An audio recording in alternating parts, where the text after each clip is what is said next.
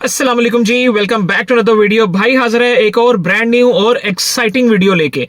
दोस्तों, बजट के अंदर क्या हुआ है, ऑटो सेक्टर के साथ क्या किया गया है, अभी तक किसी को नहीं पिक्चर क्लियर हो सकी।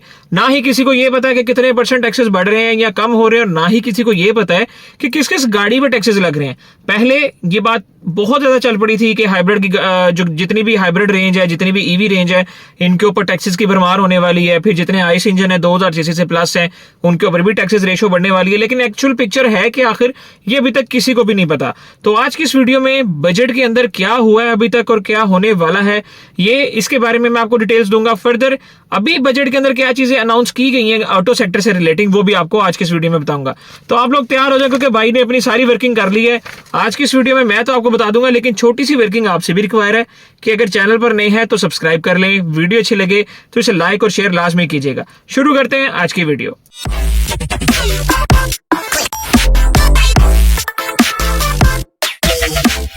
तो दोस्तों, सबसे पहले मैं आपको बताता चलूं कि कंप्लीट ऑटो सेक्टर से रिलेटिंग बजट अभी तक फाइनल अनाउंस नहीं किया गया।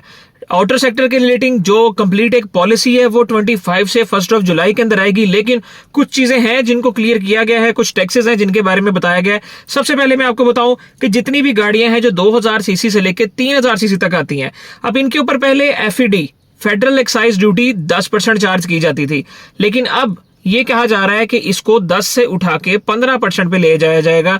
मतलब कि आपने पहले भी सुना होगा कि 2.0 तक को इन्होंने छोड़ दिया था, लेकिन 2.0 या इससे ऊपर वाली जो गाड़ियां उनको लग्जरी टैक्स लगा था।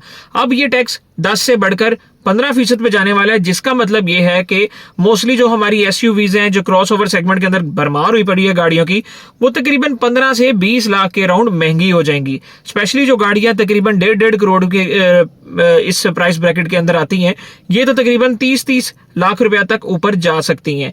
बाकी अगर ये 5% तक बढ़ जाता है तो ट्रस्ट मी, इस सेक्टर को बहुत बुरी हिट लगने वाली है।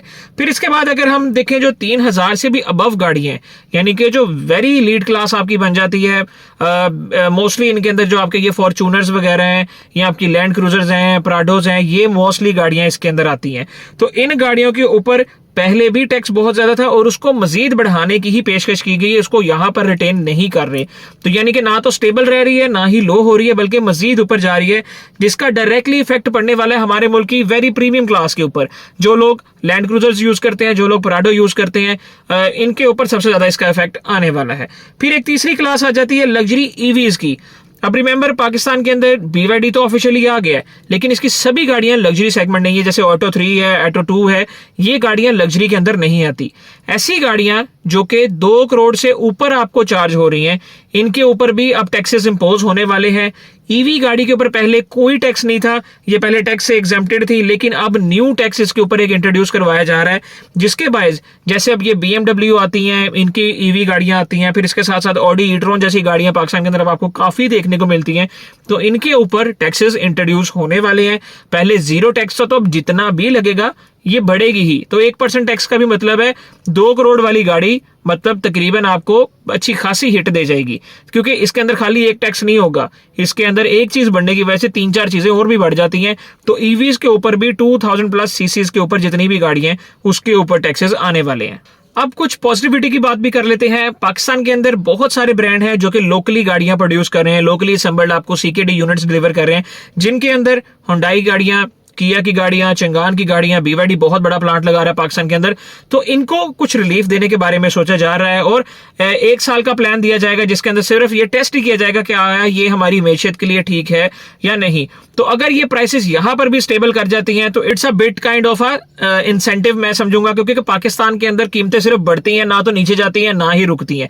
तो अगर कीमत यहां पर भी स्टेबल रह जाती है तो आप यही समझें कि ये भी कीमत में एक किस्म का फायदा ही किया गया आवाम का। तो यस, लोकली असेंबल्ड गाड़ियों को फायदा मिल सकता है। रिमेंबर, जो ऑफिशियल पॉलिसी है वो 25 से 1 जुलाई के दरमियान ही आएगी। फिर जितनी भी हमारी कमर्शियल मार्केट है जिसके अंदर इंपोर्टेड ट्रक्स वगैरह आते हैं, इनके ऊपर भी 1% टैक्सेस को रिड्यूस करने के बारे में सोचा जा रहा है। तो यस, ये एक बहुत बड़ा बूस्टअप होगा हमारी कमर्शियल मार्केट के लिए, क्योंकि बहुत बड़ी तादाद के अंदर ये हीनो शिनो इस तरह के ट्रक्स वगैरह बाहर से मंगवाए जाते हैं, इंपोर्ट किए जाते हैं।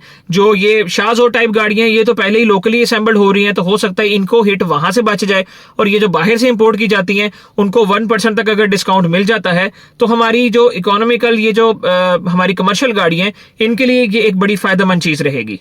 बढ़ते हैं अपने आखिरी पॉइंट की तरफ। जी हाँ, नॉन फाइलर्स कहां पर है? नॉन फाइलर्स के लिए तैयारी की जा रही है कि बहुत बड़ी हिट लगाई जाएगी। अब मैं आपको एक सिंपल सी चीज बताता हूं, अगर एक नॉन फाइलर बंदा है जो कि शोरूम से गाड़ी लेना चाह रहा है तो उसको क्या हिट पड़ती है। अभी तक अगर एक फाइलर बंदा गाड़ी ले, वो लाख रुपया विदहोल्डिंग टैक्स देता है, तो उसको नॉन फाइलर को 3 लाख रुपया देना पड़ेगा, यानी कि मल्टीप्लाई बाय 3 हो जाएगा। लेकिन अब इसको भी इंक्रीज करने के बारे में सोचा जा रहा है कि 3% से भी ऊपर बात चले जाएगी। तो जो बंदा लाख रुपया दे रहा है वो फाइलर है, जो नॉन फाइलर है वो 3 लाख रुपए से भी ज्यादा देगा। तो नॉन फाइलर्स अपने आप को फाइलर कर लें अगर वो गाड़ी लेने का प्लान कर रहे हैं।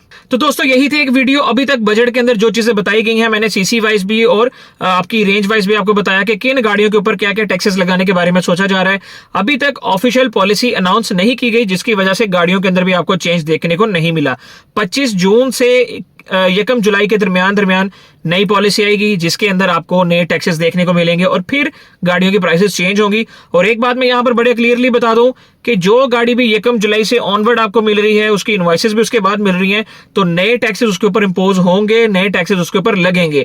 आजकल हुंडई की गाड़ियां आपको इसी महीने के अंदर मिल रही हैं, इवन के किया की गाड़ियां इसी महीने के अंदर मिल रही हैं। तो जो गाड़ी इनवॉइसिंग समेत आपको जून के अंदर मिल रही है उसके अंदर आप टैक्सेशन से बच जाएंगे, उसके अंदर आपको कोई टैक्स नहीं लगेगा, इसी प्राइस के ऊपर गाड़ी मिल जाएगी। कैसी लगी आपको ये video? Do let me know in the comment section. भाई को तो हमें जरूर याद रखिएगा। मिलेंगे आपसे नेक्स्ट वीडियो में, तब तक के लिए अल्लाह हाफिज।